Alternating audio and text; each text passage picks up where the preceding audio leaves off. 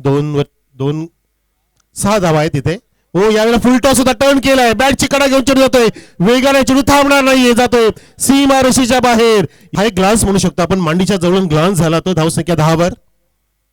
यावेळेला उडवलाय, फेकून दिलाय, बिर्र काऊन दिलाय, बिर्र 6. 20-25. हो हो हो हो, या वेळेला स्लॉग स्वीपचा प्रयत्न होता, परंतु त्या ठिकाणी बघा लकी 4